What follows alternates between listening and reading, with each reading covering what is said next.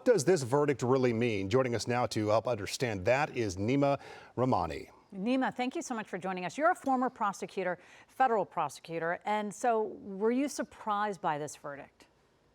Colin, I wasn't, and actually I predicted it. Look, I'm a former federal prosecutor and current victims' rights lawyer, but I'm not going to sugarcoat it. This was nothing less than a complete and total loss by the prosecution here.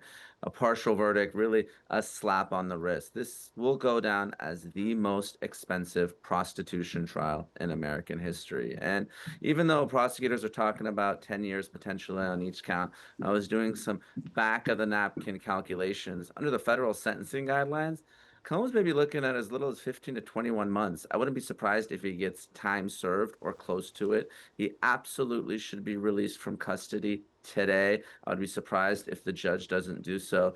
And really, an overwhelming win, but also a complete rejection of the testimony of Cassie Ventura, victims Mia and Jane. I know Cassie's lawyer said that they were pleased with the verdict, but a prostitution verdict is not a win. And in fact, if Combs is guilty of prostitution, so is Cassie Ventura. She was paying and communicating with the sex workers herself. So I'm not in any way suggesting that Cassie should be prosecuted for prostitution, but this is nothing less than a huge win for the defense, and Combs must be ecstatic right now. Yeah, it certainly seems like that is the case from the images that we saw seen from the courtroom. And you spoke to this, the 34 witnesses that the prosecution brought forward in this trial.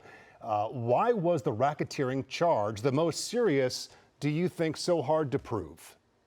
It was hard. I mean, really, the sex trafficking was the weakest. And it was weak because Cassie was impeached and discredited with her own emails and text messages saying that she wanted to get freaky and couldn't wait to participate in the next freak off and loved doing so. There was nothing in writing that said that she didn't want to do this. And obviously, we did not see the freak off videos themselves. Only the jurors could. But there was a reason the defense kept playing them for almost an hour. I believe that those videos showed Cassie seeming to enjoy herself sexually.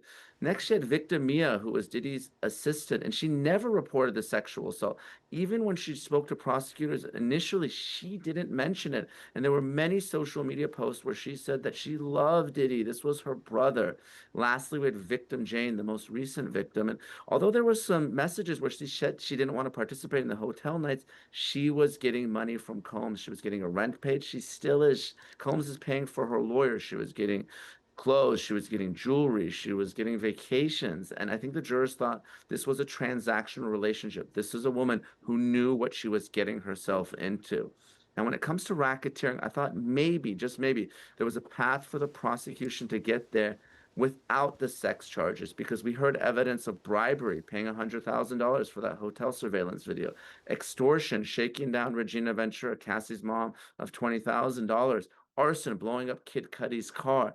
But ultimately, the jurors did not believe that there was a criminal enterprise or a conspiracy, so they acquitted on that count. Now, that was the count that there were at least some jurors who wanted to convict on. We got that jury note yesterday, but we knew right away that the jurors were not guilty on sex trafficking. That was a very quick verdict for the prosecutor. Wow, Neama, I feel like we could talk to you all afternoon and break this down, because we'd like to unpack the last 6 weeks of this testimony that took place. But we want to thank you so much for joining us today to help us understand exactly what is happening in the Sean Diddy Combs' case.